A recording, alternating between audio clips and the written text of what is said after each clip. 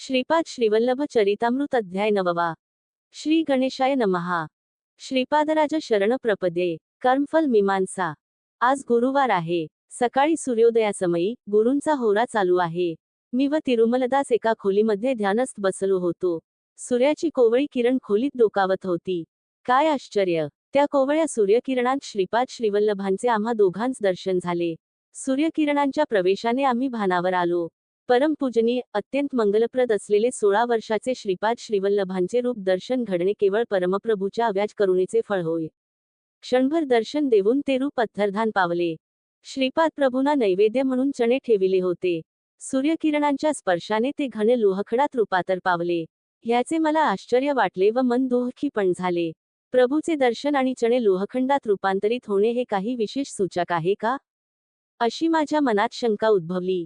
श्री तिरुमलदासांनी पुढे सांगण्यास सुरुवात केली.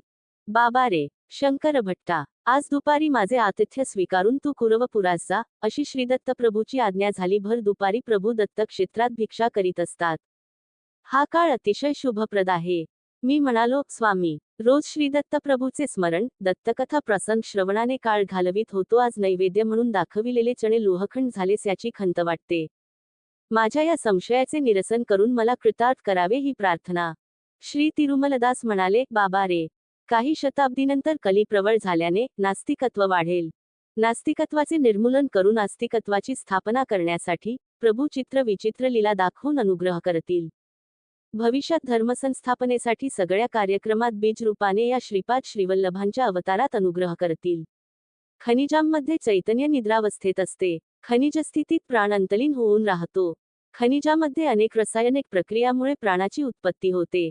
प्राणामध्ये मन अंतर्लीन असते. प्राणरूपात चैतन्य अर्ध निद्रावस्थेत असते.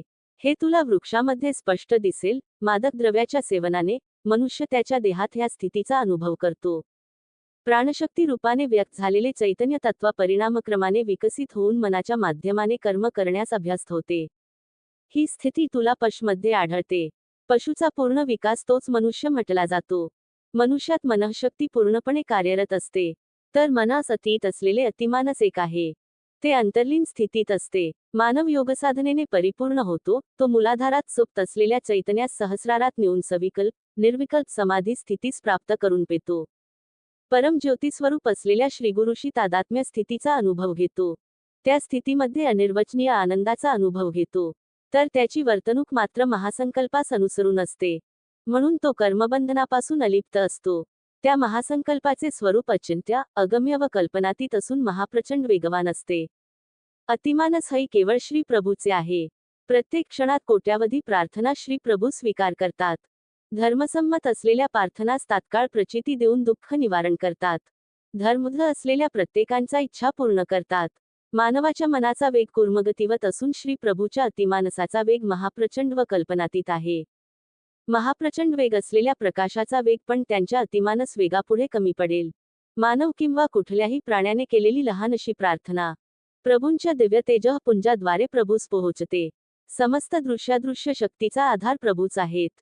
सर्व लोक प्रकाशमान होण्याचे कारण त्यांच्या शरीरातून बाहेर पडणारे ज्योतिपुंज असून दुसरे काही नाही. अनेक कोटी ब्रह्मांडात प्रकाशमान असणारे सूर्य, नक्षवादीचे संयुक्त प्रकाश सुद्धा त्याच्या तेजापुढे सूर्यास दिवटी दाखविल्या समान होय. बाबा रे, हेच श्रीपाद श्रीवल्लभांचे खरे खुरे तत्व होय. अनंत शक्ती, अनंत ज्ञान, अनंत व्यापकत्व असलेल्या त्या निर्गुण, निराकार स्वरूपात सृष्टीबद्दल असलेल्या अव्याज अनंत करुणेपोटी सगुण साकार मनुष्य देह धारण करून श्रीपाद श्रीवल्लभांच्या रूपात दर्शन दिले आहेत. हे जाणण्यासाठी मानवास परिपूर्णता आली पाहिजे. श्रीपाद श्रीवल्लभांचे दिव्य स्वरूप मानवाची देवाविषयी ओढ अनिवार्य आहे. तसेच देत सुद्धा अनंत परिमितीना लांघून निम्न स्तरात जन्म घेतात. ह्यास अवतरण असे म्हणतात. ही एक निरंतर चालू असलेली योगक्रिया आहे. सृष्टीमध्ये सत्याची एकदा स्थापना झाली की ती स्वयंसिद्ध, प्रयत्नरहित कार्यरत असते. सत्य, ज्ञान, अनंत स्वरूप असलेले श्रीपाद श्रीवल्लभ ही अनेक सत्यास सृष्टीमध्ये स्थापना करण्याच्या संकल्पाने दिव्य, भव्य अवतार घेतात. ते साक्षात दत्तप्रभू होत. मी म्हणालो, स्वामी, आपल्याशी चर्चा करीत असता मला कितीतरी नवीन विषयांचा उलगडा झाला. तरी श्री गुरु स्वरूपाचा अंत लागत नाही. त्याचे हे दिव्य व भव्य चरित्र कसे लिहावे व त्यांना कसली व्याख्या द्यावी हे समजत नाही. विमूर्ती प्रतिष्ठेबद्दल ऐकले आहे. आपण सत्याच्या प्रतिष्ठेबद्दल बोलत आहात, तरी माझ्यावर कृपा करून सत्याबद्दल विस्तारपूर्वक सांगावे अशी विनंती.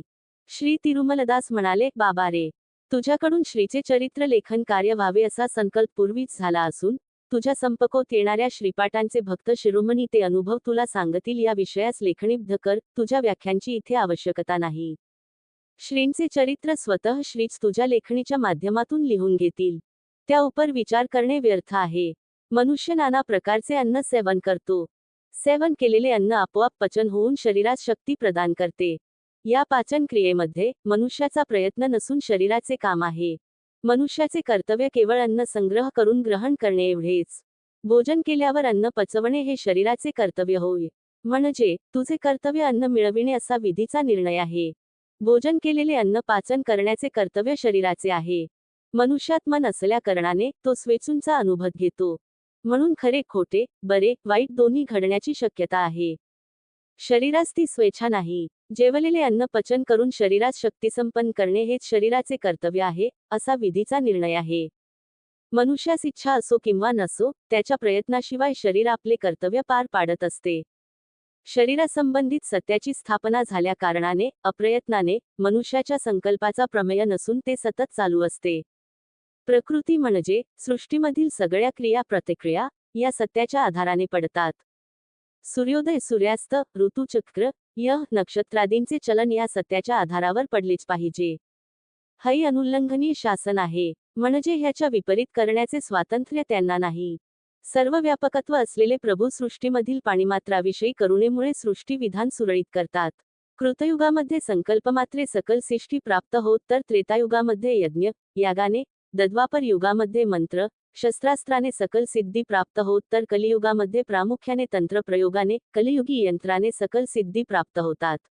योगधर्मास अनुसरून व मानवाच्या शक्ती युक्तीचा स्तर या आधारावर सृष्टी विधानाच्या सरळीकरणाचा निर्णय होतो. अहोरात्र निरंतर श्रीपाद श्रीवल्लभांचे स्मरण केल्याने, त्यांचे ध्यान करणाऱ्यास श्रीपाद सशरीर दर्शन देऊन धन्य करतात. मानवाच्या पतनास लाख मार्ग असतील तर देव त्यांच्या उद्धारासाठी 10 लाख मार्गांनी अनुग्रह करतो.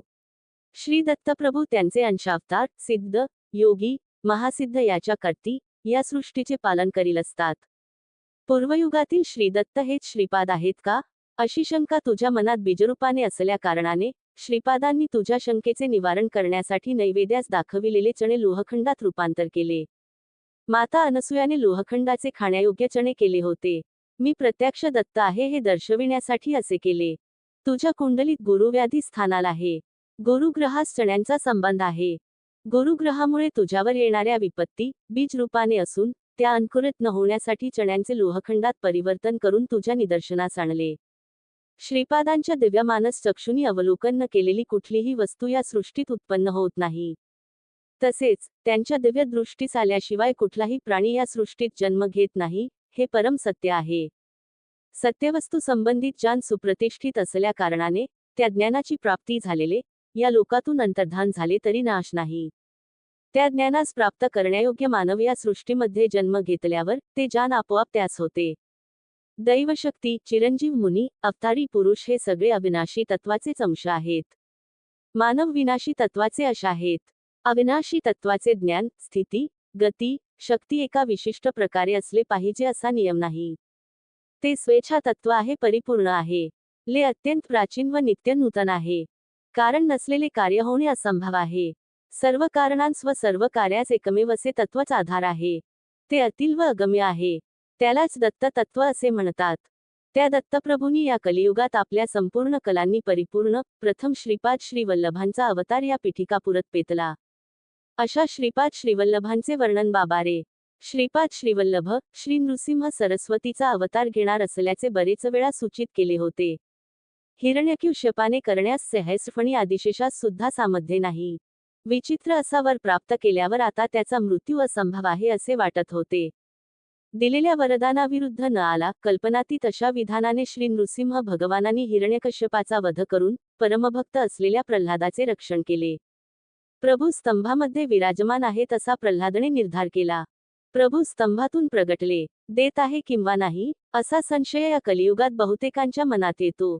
कलियुगातील हिरण्यकश्यपांचा मदनाश करून प्रल्हादासारख्या भक्तांचे रक्षण करण्यासाठी श्री दत्त पहच्या श्री नृसिंह सरस्वतींचा अवतार होणार आहे. देव आहे हे सिद्ध करण्यासाठी नरसिंह अवताराचे वैशिष्ट्य श्रीपाद श्रीवल्लभ व श्री नृसिंह सरस्वतीचे अवतार दैवदूषण करणाऱ्यांचे मदनाश व देवभक्ती करणाऱ्यांचे डोळ्यास पापणीसारखे रक्षण करणे या दोन प्रधान उद्देशाने झाले. श्रीपाद श्रीवल्लभास साध्यासाध्य असे काही नाही. तिस्मलदास बोलत होते, मी ऐकल होतो. माझ्या मनात एका संशयाने घर केले. मी भुर्जपत्रावर श्रीपाद श्रीवल्लभांचे चरित्र लिहित होतो. भविष्यकाळात लोक कुठल्या पत्रावर स्वामीचे चरित्र लिहिलील बरे? शालिवाहन शकाच्या अंतर्गत सध्याचे व्यवहार चालू आहेत. हुन शक प्रचारात येणार असल्याचे स्वामींचे म्हणणे आहे. खरे पाहता श्रीकृष्णाचे निर्याण कधी झाले? हे कलियुग कोणत्या दिवशी कुठल्या पटिकेस विघटिकेस आरंभ झाले? भविष्यकाळातील लोकांच्या कालगणनेप्रमाणे भविष्यात उपयोग होणाऱ्या पत्रावर जर श्रीपाद श्रीवल्लभ लिहून दाखवित असतील तर श्रीपाद खरेच श्रीदत्ताचे अवतार आहेत ह्याचा मला विश्वास होईल. माझ्या मनातला संशय तिरुमलदासांच्या पुढे व्यक्त न करता ते जे सांगत होते ते ऐकण्याचे सोंग करीत लोहखंडाल परिवर्तित चण्यांकडे मी बघत होतो. तेवढ्यात तिरुमलदासाचे कथस्वर क्षीण होऊन वाकशक्ती नष्ट झाली. कानठळ्या बसतील असा भयंकर ध्वनी झाला. तो ध्वनी ऐकल्यावर मला बधिरत्व प्राप्त झाले. एका क्षणात मला बधिरत्व व तिरुमलदासांना मुकत्व प्राप्त झाले. तिरुमलदास बोलण्याचा प्रयत्न करीत होते पण त्यांच्या मुखातून शब्द निघत नव्हते. मी ऐकण्याचा प्रयत्न केला तरी मला काहीच ऐकू येत नव्हते. मनात सारखा एकच विचार होता, नको ते संशय मनात आले व परिणाम बधिरत्वाची प्राप्ती. आयुष्यभर आता बधिर म्हणून असावे का? काय साळी नशीब. मी काय करू? इतक्यात नैवेद्यासाठी ठेवलेले चणे अर्थात लोहखंड तेलुगू भाषेत श्रीपादराज शरण प्रपदे अशा अक्षरात रूपांतरित झाले. त्याच्यावर पांढरे शुभ्र असे पत्र दिसून आले. आम्ही बघता बघता त्या पत्राचा आकार वाढून दीर्घचतुरस झाला. भुर्जपत्रापेक्षा अतिशय पातळ, स्पशास मृदू वाटत होते. त्यावर काळ्या रंगाचे सुंदर अक्षर उमटले. तेलुगू लिपीत त्यावर असे लिहिले होते, श्रीकृष्णाचे निर्माण ख्रिस्तपूर्वी 3102 साली फेब्रुवारी 18 तारखेस रात्री 2:27 झाले. प्रमादी नाम संवत्सर चैत्र शुद्ध प्रतिपदा शुक्रवार अश्विनी नक्षत्र. श्रीकृष्ण निर्याणांतर कलियुगाचा प्रवेश झाला. हे विचित्र पाहिल्यावर माझ्या अगास दरून घाम फुटला. अतिस्वेदनाने शरीर शक्तिहीन झाले. शरीर कपायमान झाले. श्रीपाद श्रीवल्लभ अदृश्य रूपाने येथेच आहेत असा मनाचा निश्चय झाला. मनात विचार आला की काय माझे दुर्दैव. कुरवपुरास जाणे आता एका स्वप्नासारखे आहे. श्रीपाद नरसिंहावतार धारण करून माझा वध केला तर काहीच आश्चर्य नाही. वस्त्र धुवून पिळून वाळत टाकतात तसे शंकर भट्टास धुवून वाळत टाक अशी आज्ञा तिरुमलदासास झाली तर मी काय करू? तिरुमलदास नक्की मला वस्त्रासारखे दगडावर आपटून पिळून वाळत टाकतील. ब्रह्मजाना संबंधित विषयांचा आपण आत्मजानी आहोत याचा आवाणून क्वचित गुरु आपल्या शिष्य वर्गास बोध करील. द्रव्याजन हेतूने एखाद्या शिष्याची प्रशंसा पण करतील. तो शिष्य अमक्या गुरुने माझी प्रशंसा केली या अहकाराने मिरवित असतो. गुरु शिष्य दोघेही दोषाचे भागीदार होत. रजक कुलात जन्म झालेल्या तिरुमलदासांच्या कर्ती ब्रह्मकुलोत्पन्न अशा मला ब्रह्मज्ञानाचा बोध होणे हा श्रीपादांचा चमत्कार होय. परिसरातील इतर रजक आपल्या वृत्तीमध्ये निमग्न होते. त्याच्यामध्ये या गहन चरित्राविषयी चर्चा करण्याची किंवा जाणून घेण्याची इच्छा पण नव्हती. आता मला श्रीपादांच्या शनी जावे लागेल. मी तिस्मलदासांच्याकडे पाहिले. त्यांचे मुख ब्रह्मतेजाने झळकत होते. माझ्या मनास असे वाटले की तिरुमलदास ब्राह्मण असून मी रजक आहे. त्याचा चेहरा प्रसन्न वाटत होता. नैवेद्यात दाखविलेले चणे लोहरूप तेजून यथावत झाले. श्रीपादांनी मला क्षमा केली असे वाटत होते. काही क्षणांत ते शुभ्र पत्रक कागद अदृश्य झाले. तिरुमलदास म्हणाले, बाबा रे शंकर महा, कलियुग लोहयुग आहे. कल्मषपुरीत असे हे युग आहे. माझ्या देहावसानानंतर काही काळ मी हिरण्यालोकात वास करून श्रीपादांच्या आज्ञेनुसार पुन महाराष्ट्र देशात जन्म घेणार आहे. स्वामी, श्रीपादांनी तुम्हास पण मृत्यूनंतर अन्न घेण्यास आज्ञा केली. अवश्य हा वृत्तात विस्तारपूर्वक कथन करून कृतार्थ करावे अशी विनंती. तिरुमलदास म्हणाले, एकदा मी श्रीपादांच्या मातामहांच्या घरी त्यांचे धुतलेले वस्त्र घेऊन गेलो. सुमती महाराणीचे मामा श्रीधरावधानी श्रीपादांस कडेवर घेऊन खेळवित होते. दत्त दिगंबर दत्त दिगंबर दत्त दिगंबर अवधूता असा घोष करीत होते. श्रीपादांचे वय 2 वर्षांचे होते. ते किलकारी करीत खेळत होते. ते दृश्य मनोहर होते. अनायासे माझ्या मुखातून श्रीपादवल्लभ दत्त दिगंबर असे निघाले. श्रीधरावधानींनी माझ्याकडे वळून पाहिले. इतक्यात श्रीपाद नृसिंह सरस्वती दत्त दिगंबर असे म्हणाले. ते साक्षात पूर्वीचे दत्तप्रभू असून प्रस्तुत श्रीपाद श्रीवल्लभ व पुढे नृसिंह सरस्वतींच्या रूपाने येणार याची सूचना आपल्या विशिष्ट शैलीत त्यांनी सांगितली होती. समर्थ सद्गुरू शिर्डी साईबाबाच्या रूपाने अवतरतील. श्रीपाद म्हणाले, आजोबा नृसिंह सरस्वतीचा अवतार महाराष्ट्र देशात घेण्याचा माझा संकल्प आहे. तिरुमलदासांस सुद्धा महाराष्ट्र देशात येण्यास सांगत आहे. श्रीधरावधानी अवाक झाले. मी म्हणाली, कुठल्याही जन्मी कोणत्याही रूपात असताना सदैव माझे रक्षण करण्याचा भार तुमच्यावर आहे. मला तुमच्या बाळकृष्ण रूपावर अतिशय प्रीती आहे. श्रीपाद म्हणाले, तिरुमलदासा, तू महाराष्ट्र देशात गाडगे महाराज या नावाने रजक कुलात जन्म घेशील. दीन दलित व दुःखी जनांच्या सेवेत पुनीत होशील. दिशिला नगरीत साईबाबा या नावाने यतन वेशात माझा समर्थ सद्गुरू रूपात अवतार होईल. तुला यवन वेशात समर्थ सद्गुरू असलेल्या माझ्याकडून अवश्य अनुग्रहाची प्राप्ती होईल. तुला बाळकृष्ण रूपावर प्रीती असल्या कारणाने गोपाला गोपाला देवकीनंदन गोपाला या नाम मंत्राचा जप करशील. या शरीराच्या पलनानंतर क्वचित काळ हिरण्यलोकी राहून तदनंतर गाडगे महाराज होऊन लोकेत करशील. हे तुला माझे वरदान व अभयदान.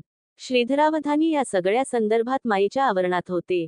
त्यांना काही कळले नाही. सुमती महाराणीच्या हाकेसरशी त्यांच्यावर असलेले मायेचे आवरण दूर झाले. श्रीपाद सामान्य बालक आहेत अशी त्यांची धारणा झाली. मी म्हणालो, स्वामी श्रीकृष्णाने भगवद्गीतेत सांगितले होते की कर्माचे फल अनिवार्य आहे. तर श्रीपाद या नियमाचे उल्लंघन न करता कर्मनाश कसे बरे करतील? सद्गुरू सत्पुरुषांस योगियांस दिलेल्या दानाचे फळ तिरुमलदास म्हणाले, श्रीकृष्णाने कर्माचे फळ ओगल्याशिवाय चुकत नाही असे म्हटले खरे, पण ते कर्मफल जागृतावस्थेत भोगावे असे म्हटले नाही. ते स्वप्नावस्थेत सुद्धा ओगू शकता. स्थूल शरीराने 10 वर्ष भोगावयाचे कर्म मानसिक त्रासामुळे स्वप्नामधील मानसिक व्यथेमुळे कान्ही पटिकेत भोगून कर्मराहित्य प्राप्त करू शकतो. सत्पुरुषांस योगियांस दान धर्म केल्याने दैवी कृपेमुळे पाप कर्माचा क्षय होतो. देवतामूर्ती पुण्यस्वरूप असून त्यांच्या ठाई करुणा असल्या कारणाने आपले पाप कर्मफल त्यांच्यावर ओढून घेतात व त्यांचे पुण्य आपणास देतात. पुण्यपुरुषांस केलेल्या दान धर्मामुळे किंवा त्यांची सेवा केल्याने पण अशी अदला बदली होते. समर्थ सद्गुरूचे ध्यान केल्याने ध्यानाच्या माध्यमातून अदला बदली होते. सद्गुरू त्यांच्या शिष्याकरवी सेवा घेऊन सेवेच्या माध्यमाने शिष्याचे पाप कर्म आपल्यावर ओढून घेतात व आपले तपःफल शिष्यामध्ये संक्रमित करतात. परंतु पाप कर्माचे फळ भोगल्याशिवाय चुकत नाही. देव सत्पुरुष सद्गुरू अवतार पुरुष महातेजोमय असून अग्निस्वरूप असतात. त्यांनी स्वीकार केलेल्या पाप कर्मास दग्ध करण्याची शक्ती त्यांच्यामध्ये असते. त्यांना आपण अर्पण केलेल्या पत्र फल पुष्पादींच्या माध्यमाने सुद्धा पाप पुण्याची अदला बदली घडत असते. आपली आलेता भक्ती शरणागती जेवढी तीच असते तेवढ्याच तीव्रगतीने ही अदला बदली घडत असते. काही वेळा श्रीपाद त्यांच्या आश्रिताचे पाप कमेफल निर्जीव असलेले दगड थोड्यावर फिरवीत. त्या दगड थोड्यास फोडून किंवा नाना विचित्र मार्गाने त्या पापकर्माचे निर्मूलन करीत. यास अनुसरून एक दृष्टांत सांगतो. लक्षपूर्वक ऐक. श्रीपादांच्या जन्मापासून त्यांना पुरेसे दूध मिळत नव्हते. सुमती महाराणी आपल्या पुत्रास पुरेसे स्तनपान करवू शकत नव्हती. त्यांच्या परी एक गाय होती. त्यांच्या घरी असलेल्या कालाग्निशमन दत्तास नैवेद्यापुरते एवढेच दूध द्यायची. बाकी दूध आपल्या वासरास पाजायची. त्या गायीची ही एक विचित्र प्रवृत्ती होती. कालाग्निशमन दत्तास नैवेद्यासाठी ठेवलेले दूध कधी कधी नैवेद्य दाखवायच्या अगोदर श्रीपाद पूजा मंदिरात जाऊन प्राशन करायचे. असे घडल्या दिवशी श्री आपलाज गुळाचा खडा नैवेद्य दाखवून उपवास करायचे. पतीचा उपवास घडल्या दिवशी सुमती महाराणी पण उपवास करायची. एखादे समयी नैवेद्य दाखवेपर्यंत श्रीपाद थांबले. त्या दिवशी ते दूध श्रीपाद प्राशन करीत.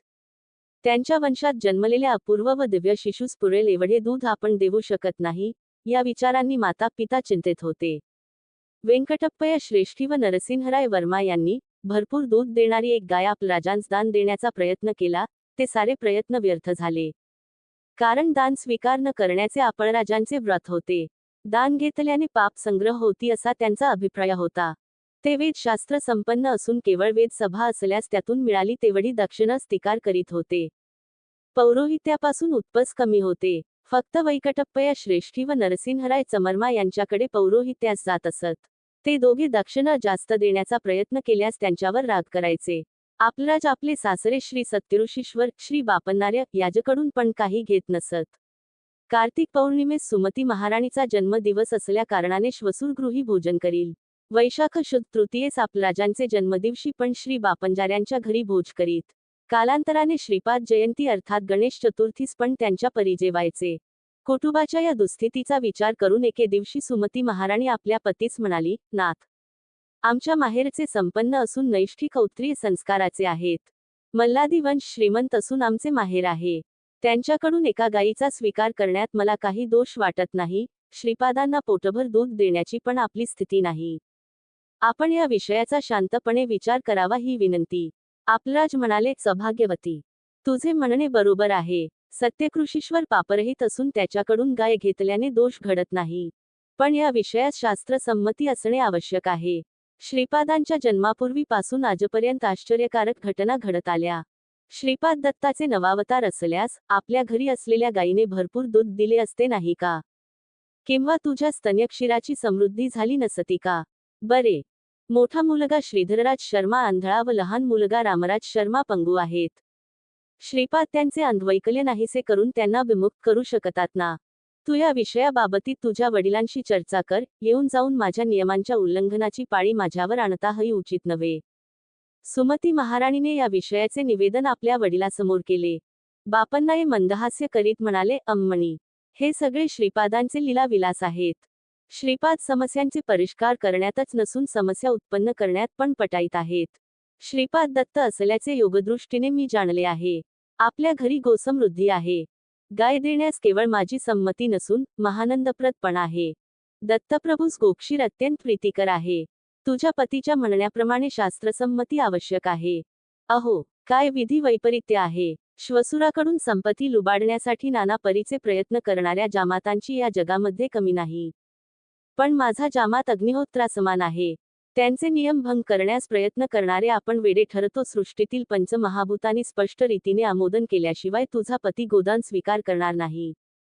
श्रीपाद त्यांच्या ज्येष्ठ बंधूंना अंगवैकल्यापासून विमुक्त केल्यास तुमच्या कुटुंबाशी असलेले त्यांचे ऋणानुबंध संपतील. ऋणविमुक्त झालेले दत्त तुमच्या परिपुत्राप्रमाणे राहू शकत नाहीत. जगद्गुरु होऊन लोकोद्धारासाठी घर सोडून जाईल.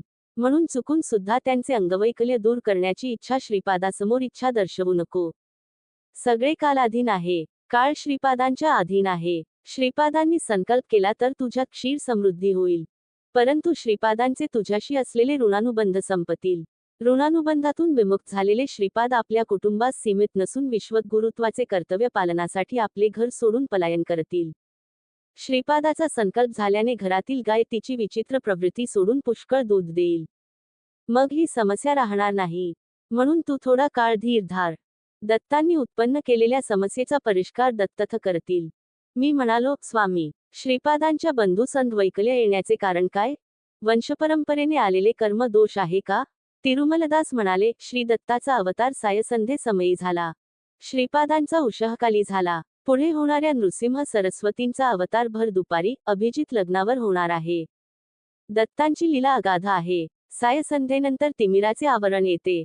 जीवन निद्रावस्थेत असते. म्हणून दत्तावतारात योगसाधनेच्या परिणामक्रमानुसार समस्त जीवांचे भार वहन करून जीवांस सुख निद्रा दिली. कोठे जावे, काय करावे, परिणामस्वरूप कोणत्या दिशेस जावे या उद्विग्न मनस्थितीत जीव असतो. हाच गाढ अंधकार आहे.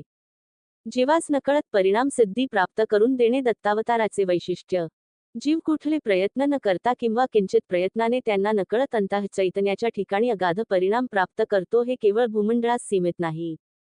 श्रीपादांचे आगमन उषःकाली झाले. उषः समयी सूर्यभगवान सगळी शक्ती एकाच वेळी प्रयोग करून जीवांस पुनीत करीत असतो. श्रीपादांचे सूर्य हे प्रतीक आहे. जीवांतील विविध शक्ती जागृत होऊन नाट्य करीत वैविध्याने परिणामस्थिती प्राप्त करण्याचे हे प्रतीक आहे. मध्यांदिन मार्तंडाचे चंड प्रचंड स्वरूप आहे. आत्मा सूर्य आपल्या संपूर्ण शक्तीचा समृद्धीने दशदिशांस प्रसार करतो. तसे जीवास जागृत करण्यासाठी नृसिंह सरस्वती अवतारचे प्रयोजन आहे. हा विषय त्याच्या विश्वव्याप्त चैतन्याचा विषय होय. दत्तावतारात व श्रीपाद श्रीवल्लभाच्या अवतारामध्ये काळरात्र होली.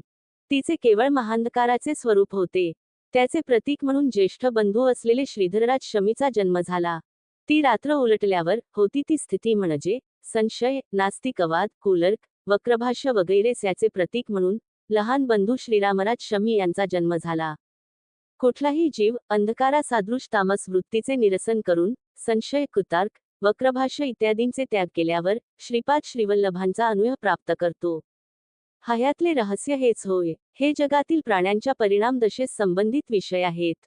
वंशपरंपरेने आलेले कर्मदोष सुद्धा आहेत. श्री आपलराज शर्मा वेलनाडू मंडलातील वेदिक ब्राह्मण होते, तरी त्यांच्या कुटुंबास ग्रामाधिपत्य होते. श्रीपादांचे पितामह ऐनविल्ली या ग्रामाचे अधिकारी होते.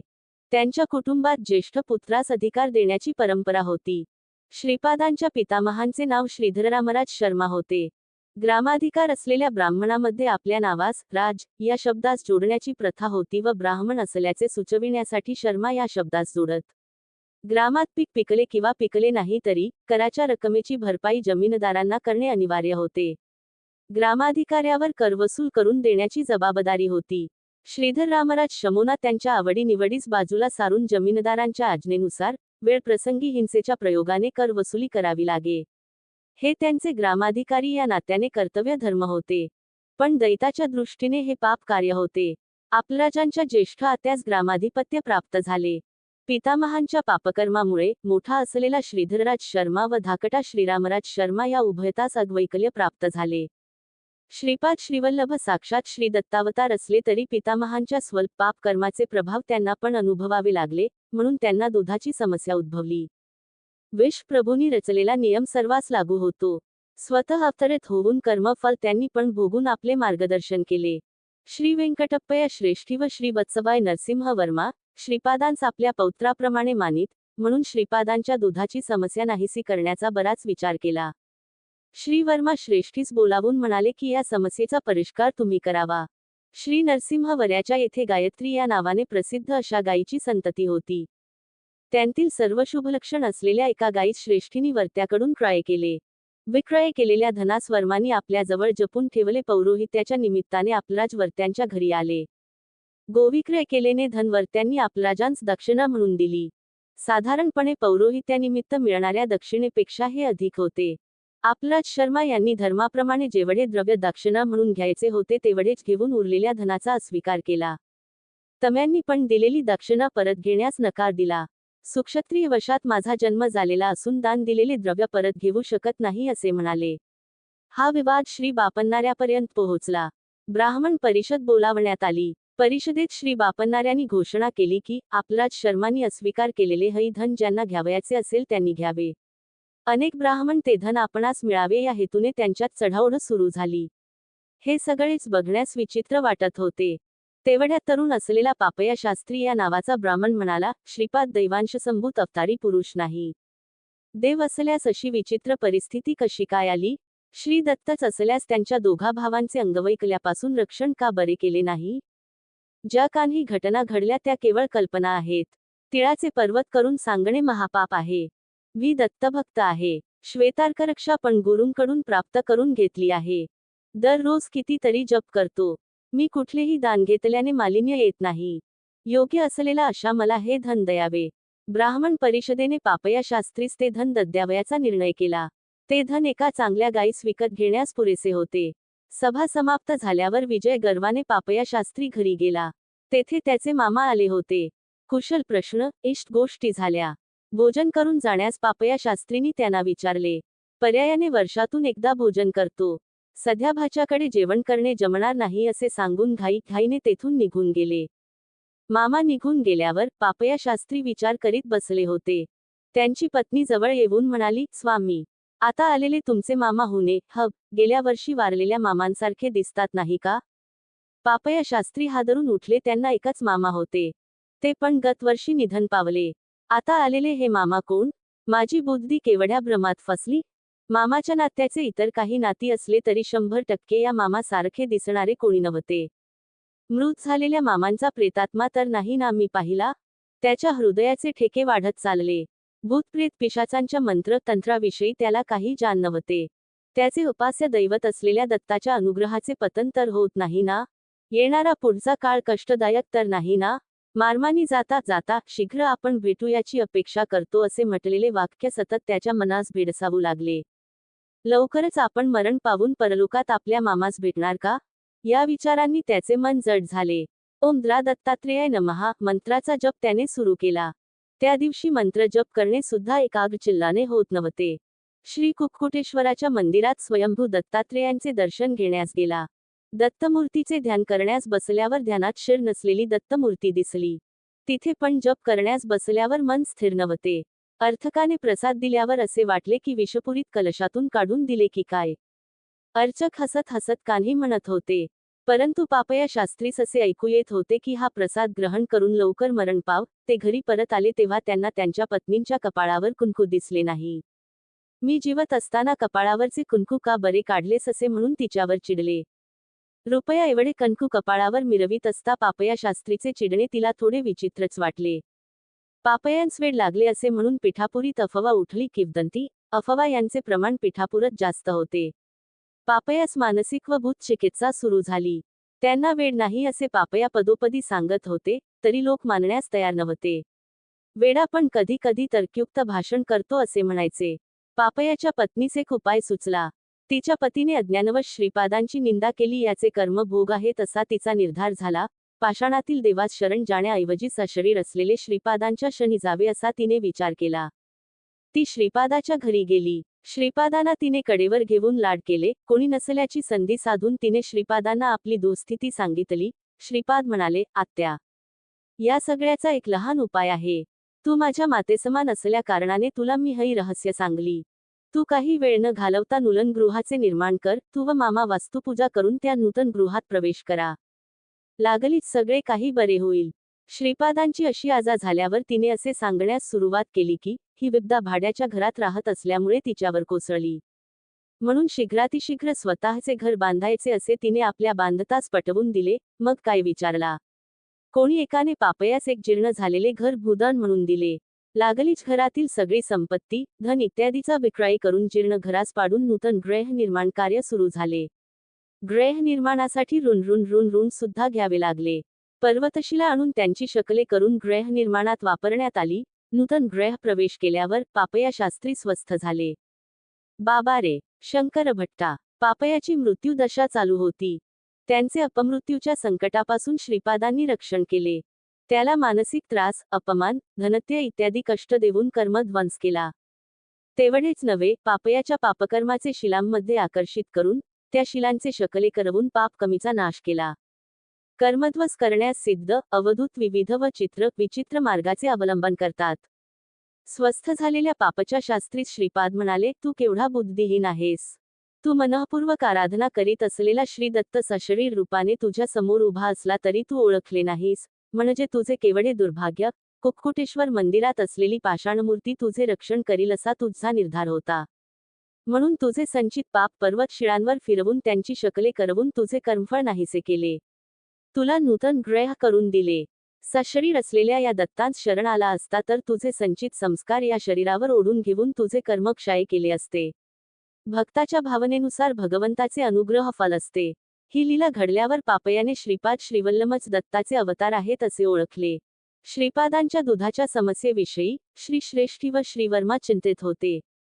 हा विषय घेऊन ते श्री सत्य ऋषीश्वर श्री बापन्नार्य याजकडे जाऊन म्हणाले, हे राजर्षी, आपण राजा जनकाप्रमाणे संसारात असूच ब्रह्मज्ञानी आहात. ब्रह्मामध्ये लीन आहात. आमची एक लहानशी इच्छा आहे. ती आपण पूर्ण करावी. श्री बापन्नार्य म्हणाले, इच्छा व्यक्त केल्याशिवाय कसे बरे वचन देऊ. निसंकोच तुम्ही मला तुमची इच्छा सांगा. तुमची इच्छा धर्मबद्ध असल्यास निश्चित पूर्ण करेन. श्री श्रेष्ठी म्हणाले, मी श्रीवांकडून गायत्री नावाच्या गायीच्या संततीमधली एक शुभ लक्षणांनी युक्त अशी एक गाय विकत घेतली. आमचे कुलपुरोहित असलेले श्री आपलराज शर्मा यांस ती गाय देण्याचा विचार केला होता. त्या गायीचे क्षीर श्रीपादांच्या सेवेत उपयोगी यावे याशिवाय आमची दुसरी इच्छा नाही. श्री श्रेष्ठींचे म्हणणे झाल्यावर श्री बापन्नार्य म्हणाले, बरे, तुम्ही असे करा, ती गाय माझ्या गोठ्यात आणून बांधा. मी ती गाय आपलराजांस देण्याचा प्रयत्न करतो. शुभलक्षणी गाय आपलराजांच्या घरी असणे दात्यास व ग्रहितास शुभप्रद व श्रेयस्कर आहे. गोमातेस बापन्नार्याच्या घरी आणले. गोधन घेण्यास आपलराजांनी नकार दिला. हिमालयात सतोपय नावाचा एक प्रांत आहे. त्या प्रांतातून युधिष्ठिरादींनी स्वगोरोहण केले. तेथे श्री सच्चिदानंदावधूत नावाचे महात्मा होते.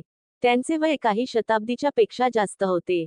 ते कैवल्यशृंगी येथे असलेले श्री विश्वेश्वर प्रभूचे शिष्य होते. श्री विश्वेश्वर प्रभू स्वतः पीठिकापुरी श्रीपाद श्रीवल्लभ रूपाने असून त्यांचे बाल्य रूपाचे दर्शन घेऊन कृतार्थ व्हावे असा आदेश श्री सच्चिदानंदास झाला.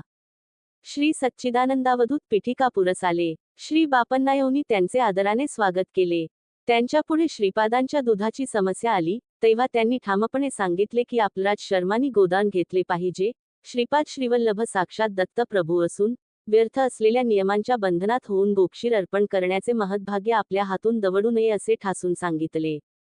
ब्राह्मण परिषदेने श्रीपाद श्रीवल्लभ श्री दत्त असल्याचा पुरावा मागितला. पंचमहाभूतांचे साक्ष तुम्हाला देतो असे अवधूतांनी सांगितले. श्रीपाद हे श्रीदत्त असल्याचे पंचमहाभूतांची साक्ष यजारंभ होताक्षणी भूमातेने साक्ष दिली. श्रीपाद श्रीदत्त असल्याकारणाने आपलराज शर्मा यांनी गोदान स्वीकार करावे.